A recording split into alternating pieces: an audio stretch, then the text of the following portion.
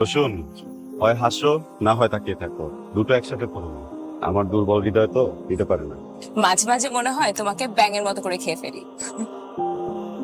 আর কমলা কোনো মাইয়াই নাই জালা রে কোলালে বাবা কি স্যার? হ্যাঁ, কোলে নিয়ে নিবা? আসো না, কোলে নাও। তোরা কি কষ্ট লাগে কোলে নাও না, কোলে নিয়ে নিবো, কোলে কোলে কোলে। কি আশ্চর্য, সবসময় রাস্তাঘাটে এরকম রেগে যাও কেন? রাস্তাঘাটে এরকম করে রাগারাগি করে মারপিট করলে হবে প্রতিদিন? এরা মানুষ, শহরের বাচ্চা সব। চোখ গালি দিতে পারলে খুব ভালো হতো। তাহলে তো বাংলাদেশে অর্ধেকের বেশি মানুষের চোখই থাকবে না। না থাকলেও তো ভালো, তোমাকে দেখতে পারবে না, কিন্তু আমি দেখবো। আর আমি দিনরাত এক করে প্রতিদিন থানায় দৌড়াবো, কোর্টে দৌড়াবো নাকি? হ্যাঁ, সমস্যা আছে?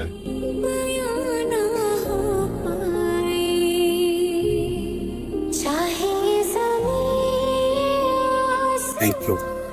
বাড়িওয়ালা এত প্রেশার দিচ্ছিল, সরি। প্রকাশক কি বললো? কি আর বলবে, মিষ্টি কথায় কাজ হবে না। এক হাতে পাণ্ডুলিপি দিন, আর এক হাতে টাকা নিন। এখন আসুন, আলিঙ্গন করি। এই বাসা তো কি হয়েছে? আচ্ছা, 1 মিনিট।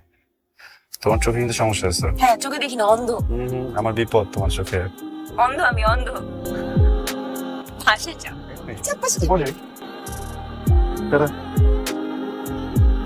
কি আলাপ বাবা?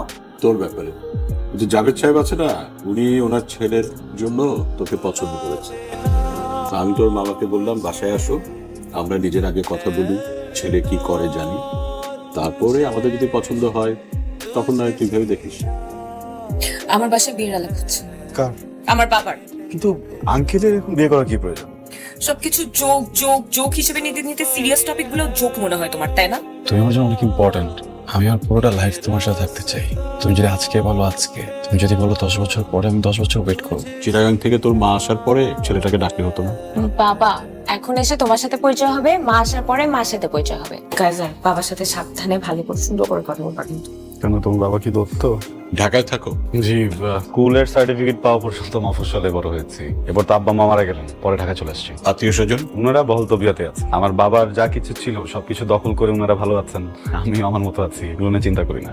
কিন্তু একটা বেসিক রিকোয়ারমেন্ট তো প্রত্যেকটা মানুষেরই থাকে। আমি প্রশ্নের কাছে যেটা শুনলাম, তুমি জব করতে চাও না, বিজনেস করতে চাও না। তুমি কখনো জব বা বিজনেস কিছুই করবে না। ওর তো কোনো ক্যারিয়ার গোলই নেই। সরি আঙ্কেল, কি বললেন? আরেকটা বার একটু।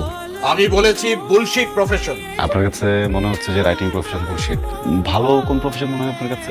দুর্নীতি করা, ঘুষ খাওয়া। Shut up! কি বলছো তুমি? আঙ্কেল চিৎকার করবেন না। আপনি আপনার বুকে হাত দিয়ে বলেন তো, এই যে আপনার বাড়িতে আপনি এরকম দামি সোফা রেখেছেন, আপনি যে লাইফস্টাইল মেনটেন করেন, আপনি যে স্যালারি পান ওটাতে যায়, আপনি ঘুষ খান না? কাজার এটা দেখার দায়িত্ব কি তোমার? আমি কার সাথে কথা বলছো জানো? আমি ঘুষখোরের সাথে কথা বলছি। Shut up! তোমার বাবা মা তোমাকে কোনো শিক্ষা দেয়নি? আঙ্কেল প্লিজ বাবা মাকে নিয়ে কথা বলবেন না। Shut up! তোমার বাবা মা হচ্ছে অশিক্ষিত, মূর্খ, এবং তুমিও তাই হয়েছো। কি মানুষ নাকি জানো? কাজার বাসা থেকে বের হও। আমার বাবা মাকে নিয়ে কাজার আমার বাসা থেকে বের হও। Just because I love you আমি আমার দারোয়ান আজকে ডাকতেছি না। আর এটা কোনো ওয়ার্নিং না, এটা আমার ফাইনাল ডিসিশন। আমার সাথে আর কোনো ধরনের যোগাযোগ করবে না, বের হও। तेरा मुकद्दर सवारा है यूं, नया सवेरा जो लाया है तू, तेरे संग ही बिताने हैं मुझको मेरे सारे जन्म रे। এই শোনো, আমি বেরোচ্ছি। কেন ব্রেকফাস্ট করবে না? আর বলো না, অফিসে কি কথা শুনো নাই কোম্পানির পলিসির বাইরে গিয়ে দিনের পর দিন অনিয়ম করছো, ঘুষ খাইছো। এখন তদন্ত হবে, চাকরির আশা করো না। কিভাবে জেলে যেতে না হয় সেরকম প্রবলেম। স্যার আজ দেখা করতে পারবেন না। আপনার কিছু বলার থাকলে আপনি তদন্ত করতে। কেন আপনি স্যারকে বলেন নাই আমি হাসিম সাহেবের রেফারেন্সে আসছি? আমি বলেছি, তারপরে উনি দেখা করতে পারবেন না। কি হয়েছে তোমার? কিছু না। কিছু তো একটা হয়েছে, বলো আমাকে। অফিসের একটা ফাইন্যান্সিয়াল প্রজেক্ট নিয়ে অনেক বড় ঝামেলা হয়ে গেছে। স্যারকে বেশ কয়েকবার বলছি, স্যার কেন জানি বারবার এই বিষয়টা অ্যাভয়েড করে যাচ্ছে। না আমি কিছু খাবো না। আমি আসলে আপনার সাথে একটা জরুরি বিষয়ে কথা বলতে এসেছিলাম। ভাবে আমি বোধহয় বুঝতে পারছি আপনি আসলে কোন বিষয়টাকে মিন করছেন। মানে আগের সিইও থাকলে আমি খুব সহজেই ব্যাপারটাকে ম্যানেজ করতে পারতাম, তো এখন যিনি আছেন খুব স্ট্রিক্ট। আপনি একটা কাজ করেন না, আপনি তার সাথে দেখা করে সরাসরি কথা বলেন। যদি রাবিশ হয় তাহলে তো তুমি এত চাপে থাকতে না, তাই না? ইভেন ম্যানেজার সারেন্ডার করতো না। ফাইনান্সিয়াল প্রবলেম বলতে কি বলতেছো? তুমি কি ঘুষ খাও? রসুন, এই যুগে ঘুষ কে না খায়? তোমার বাবাকে দেখো, তোমার বাবা কি এত বড় বাড়ি, লাক্সারি গাড়ি, এমন লাইফস্টাইল বেতনের টাকা দিয়ে করছে? ঘুষের টাকা দিয়ে করছে। তুমি প্লিজ সিও স্যারের সাথে একটু কথা বলো গিয়ে। খাও तुझ में मैं हूँ কাইজার तुझ में तू বাপি সাহেব ওনাকে বলুন আমি কলেজ থেকে रूबरू कुछ भी नहीं अब दोनों के दरमियां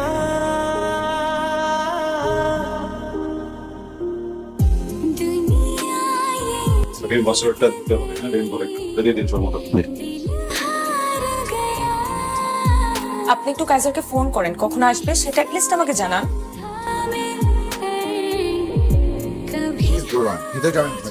আমার সাথে কথা বলার জন্য কি 5টা মিনিট সময় নেই তোমার হাতে? ম্যাডাম ম্যাডাম ম্যাডাম আপনি আপনি এখানে ম্যাডাম প্লিজ ম্যাডাম। আমার হাজবেন্ডের নাম আবরার ফাহিম, ওর এগেনস্টে তদন্ত কমিশন গঠিত হয়েছে। অপরাধী যেন সর্বোচ্চ শাস্তি হয়। আপনি আসতে পারেন। তুমি কি আমাকে চিনতে পেরেছো? জি না, কে আপনি? আমি প্রসূনের বাবা। সরি, কোন প্রশ্ন? আমি আসলে এসেছিলাম আপনার ফাহিমের ব্যাপারে কিছু বলার জন্য। এখানে আমার কি করার আছে বলুন? দেখুন, আমি দুর্নীতি বা ঘুষখোর এই ধরনের মানুষের জন্য আপনি দেখতে পারি না। আপনার জন্য খুব ভালো হবে যদি এক্ষুনি এখান থেকে বেরিয়ে যান। तुझ में मैं हूँ मुझ में বলেছিলাম বাবা, ও তোমাকে আবার অপমান করবে। আরে ও তো অপমান করার জন্য বসেছিল। এটা অপমান না, এটা প্রতিশোধ। আমরা পুলিশ দিয়ে ধরিয়ে দিয়েছিলাম, সেই জন্য প্রতিশোধ নিল। না বাবা, কাইজার আমার প্রত্যাখ্যান মানতে পারে না। চাকরি, সাফল্য, দুনিয়াদারি এসব কিছুই ওর মাথায় কখনো ছিল না। সরল সাদামাটা জীবন ছিল, চলছিল সে পথে।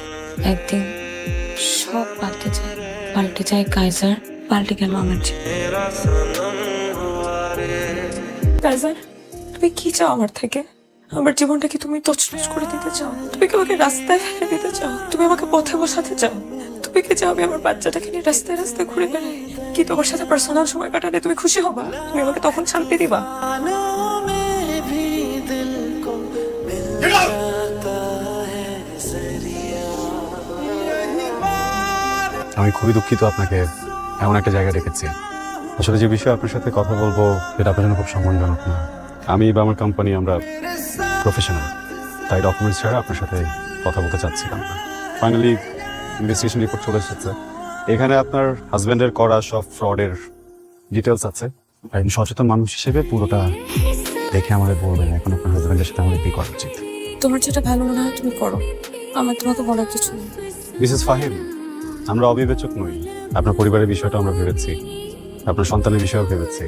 আপনার হাজবেন্ড যে পোস্টে চাকরি করছিলেন তার জন্য আমরা বাড়ি থেকে এখন কাউকে হায়ার করছি না। অ্যাপয়েন্টমেন্ট লেটার আপনি চাইলে কাল থেকে জয়েন করতে পারেন। Thank you. ওকে। কাইজার, আমাকে কি একবার নাম ধরে ডাকবে? Good luck. প্রসন্ন।